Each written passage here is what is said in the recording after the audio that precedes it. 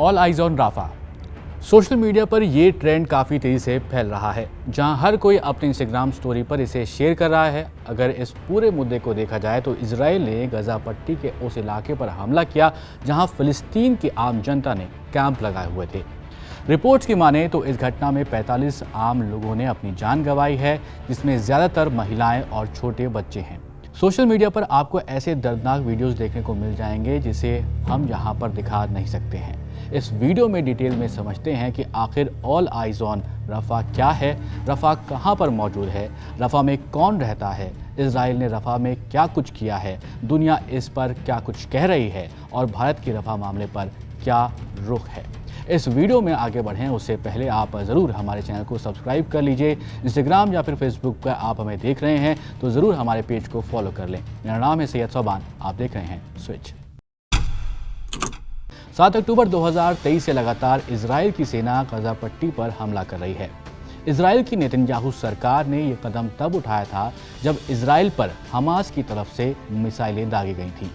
उसके बाद से लगातार गजा पट्टी पर अलग अलग जगहों पर इजरायली सेना हमला कर रही है। इजराइल के पीएम बेंजामिन नेतन्याहू ने इजराइल पर हमले के बाद कहा था कि गजा की तरफ से यह हमला स्वीकार नहीं है, उनकी सेना इसका जवाब देगी। इसके बाद से लगातार गजा पर हमले जारी हैं।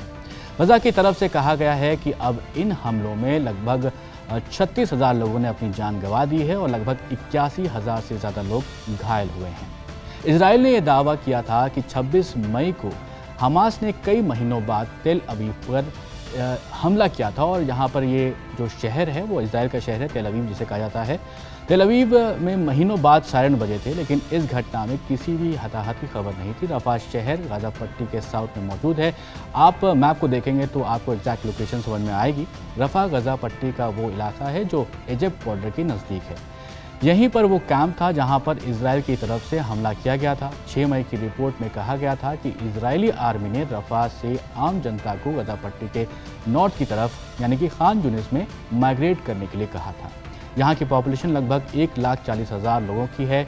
खैर वापस अब हमले की बात पर आते हैं। रफ़ा से इजराइल के शहर तेल अवीव की जो दूरी है वो लगभग 100 किलोमीटर की है। हमास के हमले के जवाब में 26 मई को देर रात इजराइल ने भी हमला किया था। दावा किया जा रहा है कि जहां पर यह हमला किया गया था वहां पर विस्थापित फिलिस्तीनियों ने कैंप लगाए हुए थे। इजराइल ने वैसे इसे सेफ जोन डिक्लेयर किया हुआ था, उसके बाद भी यह हमला हुआ है।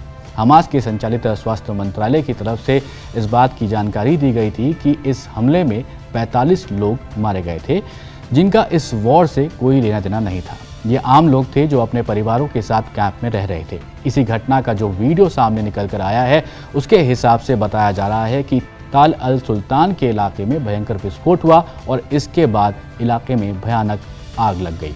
बीबीसी की एक रिपोर्ट में बताया गया है कि उस कैंप में मौजूद एक महिला ने इस बात की जानकारी दी है कि रात की नमाज पढ़ने के बाद वो कैंप में बैठी हुई थी और बच्चे सो रहे थे। अचानक तेज़ आवाज़ हुई और चारों तरफ आग फैल गई। उस वक्त चारों तरफ चीख पुकार मची हुई थी।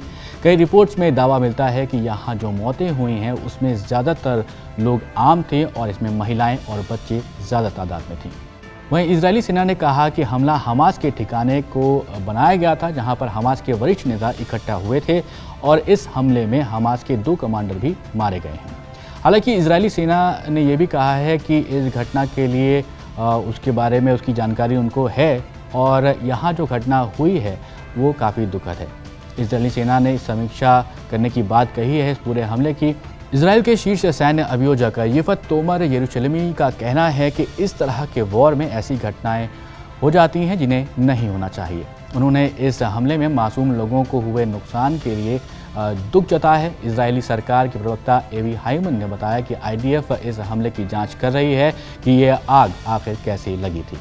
इस घटना की दुनिया में काफ़ी निंदा हुई। इस घटना की दर्दनाक तस्वीरों से लोगों में गुस्सा देखने को मिला है। जब इस मामले ने तूल पकड़ा तो आप तक भी ऑल आइज ऑन रफ़ा जैसी पोस्ट पहुंची होगी।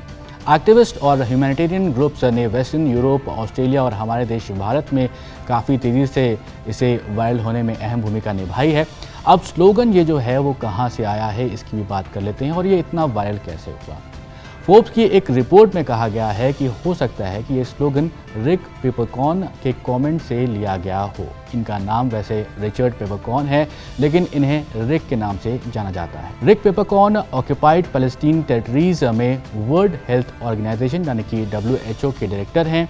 फरवरी के महीने में जब इजराइल के PM बेंजामिन नेतन्याहू ने ऑर्डर दिया था कि रफा में हमास के लड़ाके हो सकते हैं, इसलिए वहां पर इवैक्यूएशन प्लान करके हमला किए जाने की योजना बनाई जाए, जिसके बाद रिक पेपरकॉर्न ने कहा था all eyes are on रफा।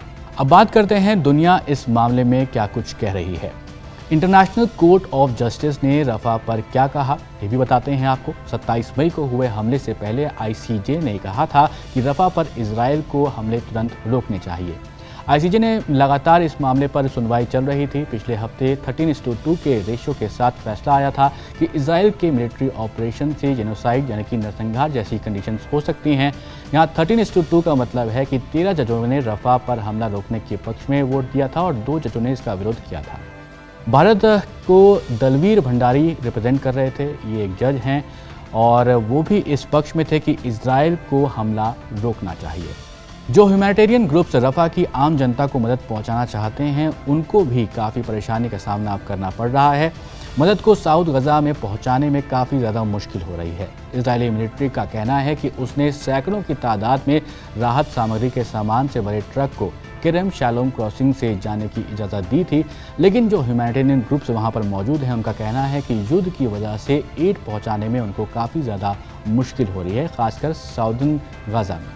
UN का कहना है कि पिछले 3 हफ्तों में लगभग 170 ट्रक्स से ही एड का सामान वो कलेक्ट कर सके हैं, जो कि केरम शालोम के रास्ते से वहां पर पहुंचे था। गजा में हालात बद से बदतर होते जा रहे हैं, लेकिन इजराइल के इस तरह के हमलों में मासूम अपनी जान गंवा रहे हैं।